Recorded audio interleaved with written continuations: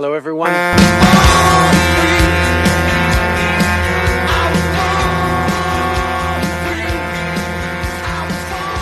Ladies and gentlemen, the Pleb is back. In this report, well, all hell broke loose today on X as Jagmeet Singh announces that the moment he comes back to Parliament on January 27th, he will be voting no confidence against Justin Trudeau.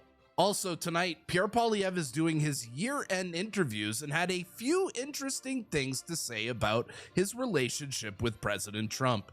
You won't want to miss this report. Stick around.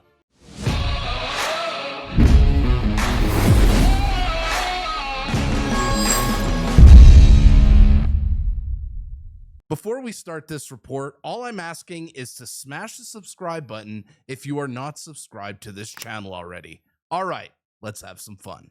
All right, guys, it is good to be back. Sorry for the last couple of days off. I was very under the weather with an ear infection, a throat infection. I'm sure you heard it in my last couple of videos, but yes, I am finally back to health and ready to make some new content. All right, tonight's first story will be about Jagmeet Singh, who absolutely shocked the internet this morning when he announced to the world that when Parliament returns, he's going to vote no confidence against Justin Trudeau. Now, Jagmeet Singh shocked everybody this morning when he put out this tweet saying, Justin Trudeau failed in the biggest job a prime minister has, to work for people, not the powerful. The NDP will vote to bring this government down and give Canadians a chance to vote for a government who will work for them. He's going to vote no confidence? Do you believe it? Now, we all know nothing comes between Jagmeet Singh and his pension, and he literally waited the very first moment when he knew his pension would be secured to start talking tough. Look at this. Now, a simple search on Google asking how long a Canadian election season lasts will tell you this here, as the answer is 36 days. Now, keep that in mind. 36 days is very important. Who wants to see some corruption here, folks? All right. We know that Parliament resumes on January 27th. Now, we know that Jagmeet Singh has 36 days to run an election campaign, and that is counted towards his time as an MP, which will put him at, I believe, March 4th. So from January 7th to March 4th. Well, guess what, guys? Guess what? Jagmeet Singh qualifies for his pension on February 25th. He timed this announcement at the perfect time, no matter what happens, whether they have an election in the fall or they call an election when Parliament resumes. Jagmeet Singh qualified for his pension by 8 days. This was perfectly timed. These people are criminal. Truly amazing how that works, isn't it? And many people on X, a few people are thinking that Trudeau may actually prorogue Parliament. Well, guess what? Jagmeet Singh still gets his pension even under that scenario. And I put this poll to Canadians today, asking them, I want to hear from you guys. Do you actually believe Jagmeet Singh's words? And I put out this poll saying, do you believe Jagmeet Singh will vote no confidence in the Trudeau government when Parliament resumes on January 27th, with 70% of you saying no, you don't. 7 out of 10 saying no, they don't believe it, with almost 2,000 votes. Damn, people really don't trust Jagmeet Singh, and I can't blame them. And I want to take a moment here to give a special shout out to all the people that screamed out during the Emergencies Act that the reason that Jagmeet went along with Trudeau was to secure his pension. Over 2 years ago, you guys said this, and you were 100% right. And Poilievre was quick to jump on the troll train here on Jagmeet Singh when he announced that he'll vote no confidence, putting out this viral tweet here with 15,000 likes already. Damn, Pierre. Saying, now that Parliament is closed, there is no chance to introduce any motion for months until after you get your pension. Yup, the timing is all too perfect for the #1 criminal, Jagmeet Singh. And even if Jagmeet Singh wants to BS, Canadians have had enough. And a little over 24 hours ago, they put out this petition here, which was started by our friends over at Northern Perspective and Michelle Ferreri, demanding an election in Canada. And guess what? The petition had 30,000 signatures in the first day. Let's go see how it's doing now. Many of my subscribers have emailed me in the last 24 hours asking me to feature this on this channel, and here you go. The petition is called E5289, Democratic Process to Get a Election Going, from Ryan Davies in Hamilton, Ontario. I assume that is Northern Perspective, and now the petition has 34,159 signatures.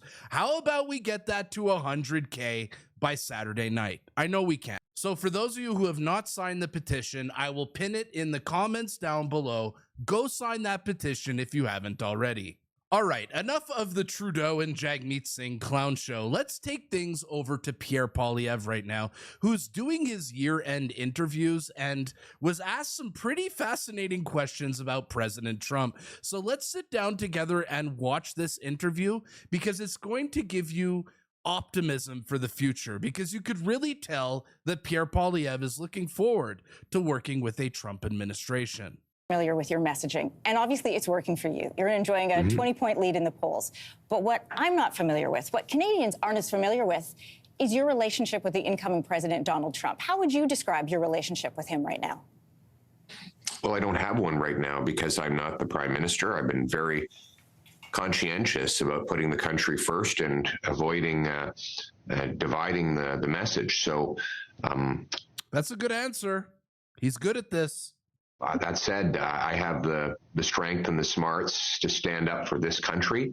And my message to incoming President Trump is that, first and foremost, Canada will never be the 51st state of the U.S.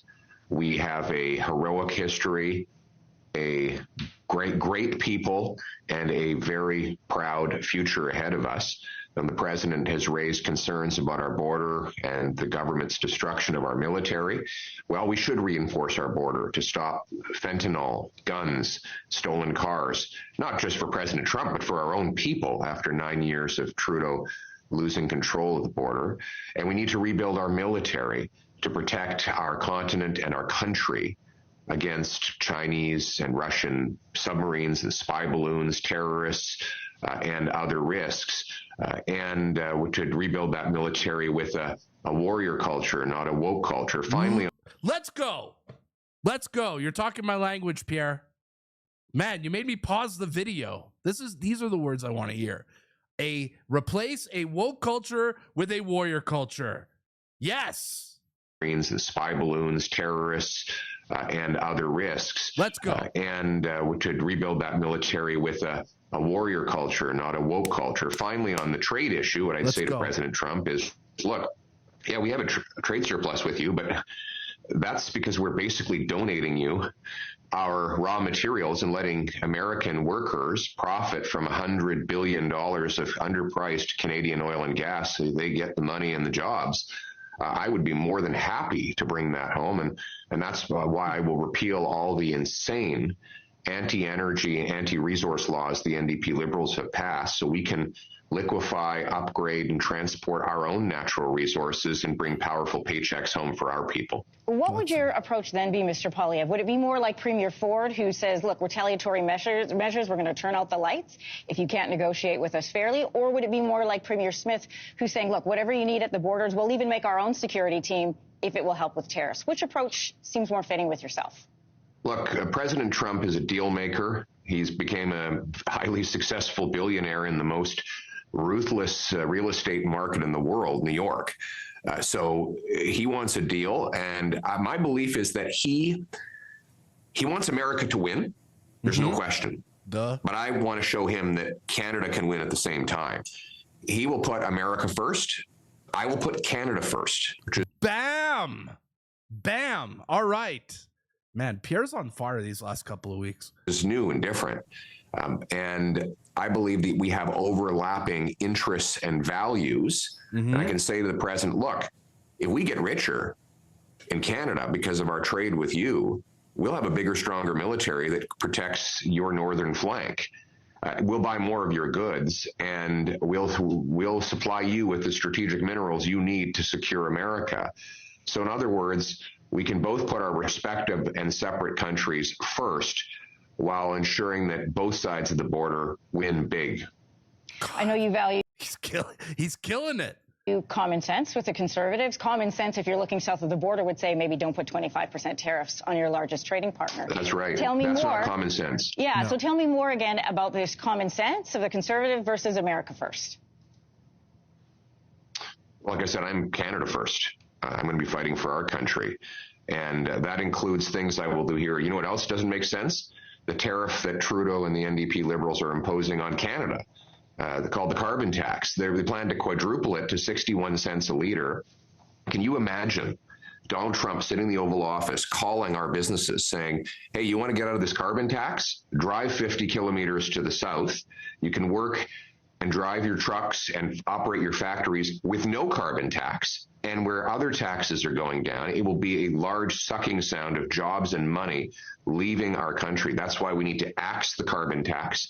We need to cut other taxes, speed up permits, unleash mining, pipelines, and other major projects to bring home production and paychecks to Canada. And that's what I mean when I say Canada first. Let's go. When we take a look at trade, for example, just so I get a clearer picture of what it is that you are wanting and willing to negotiate with him, part of negotiating any deal are two things. One, what are your non-negotiables? And two, what are the pressure points? So what pressure points will you press on America to bring out a good deal for Canada, Canada first? And what are your non-negotiables for this country? Well, our non-negotiables is that I have to put our country first, and I'll never sacrifice our interests for any other country in the world. What about immigration? Oh, well, we have Here we go. Even Justin Trudeau's immigration minister admits that our immigration is out of control. Last year, we brought in 1.2 million people, and the number of doctors in Canada actually went down. How is that possible? How? Well, I guess Trudeau isn't bringing in the engineers and the doctors like he promised. He's bringing in people who riot in the streets, tribal warriors. We're not getting the best of the best. And so forget whether Donald Trump likes our policy. Justin Trudeau's total reckless incompetence, supported by all Liberal MPs, has caused complete chaos. He's lost control of the border, lost control of immigration, lost control of spending, debt, and inflation. We need a prime minister with the brains and backbone to take back control of immigration, border, spending, housing costs, crime, and drugs. And that's why we need to enact the tax election as soon as possible. Sorry, and again, your non-negotiables and the pressure points you're willing to push. Well, as I said, we're not going to compromise anything that hurts to hurt our country's security or economy, period. And we shouldn't have to, because our interests are aligned. What are the negotiating tools I have? Well, I can say, look, Mr. President, if you try to cripple our economy, obviously we would have to respond with counter tariffs that will hurt on the American side. Your workers will lose jobs because they will no longer be able to upgrade our natural resources, and higher gas prices would result, even though the president has promised to cut them in half. So those are all reasons for him not to do it. On the counter point, I'll say, look, Mr. President, I know what you want. You want your northern flank secure. You don't want the risk that Chinese and other military assets are floating around in the Arctic, threatening your continent, your country and our continent. You don't want terrorists coming over the border. A strong trading relationship will give Canada a powerful economy that funds a growing military with a stronger presence in the north, an ironclad border that keeps terrorists, drugs, and guns from flowing across. And that will make America secure, and it will make both our peoples richer, safer, and stronger.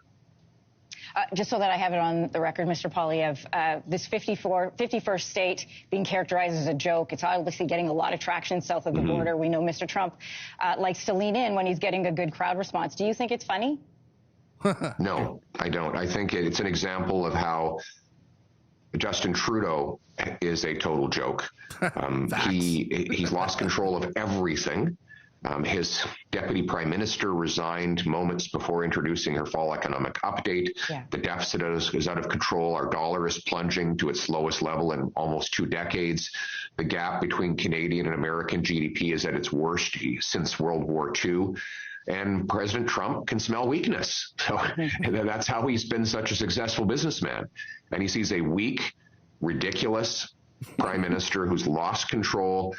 A weak, ridiculous prime minister. I love it. Of his own cabinet and his country. And he's preying on that weakness. So that's exactly why we need a strong, smart leader who will put Canada first. That's it. Canada Regardless first. of when an election happens next year, right now you are poised, at least in the polls, the ultimate poll, of course, being Election Day, but you are poised in the polls right now to become the next prime minister of this country. So from a potentially incoming prime minister to an incoming president, what is your direct message to Donald Trump?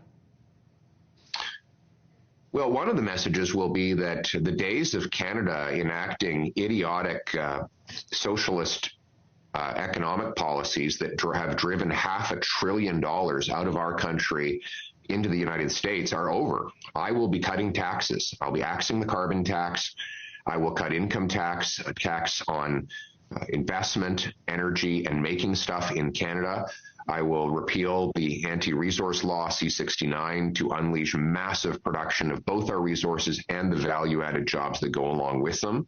So we will, you will have a friendly neighbor to the north, President Trump, but you will also be facing a free enterprise Canada that is open for business, that is going to be fighting for jobs and opportunity on this side of the border.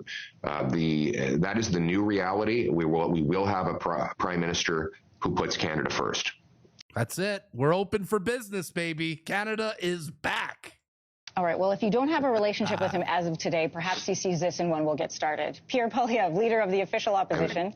I'm sure he's watching right now, and if so, I wish him, all Americans, and more importantly, all Canadians, including Santa Claus, who is Canadian, by the way, a great and very Merry Christmas. Yes, he said Merry Christmas. No happy holidays. That's how it's done. Look at that smile. We love the Pierre on this channel. Let's go. Merry Christmas to you too, Mr. Poilievre. Thanks so much for coming on. Good to have you here. Thank you. Yes. No more 51st state. Canada is coming back because we are going to finally have a real leader like Pierre Poilievre. That interview was 10 on 10.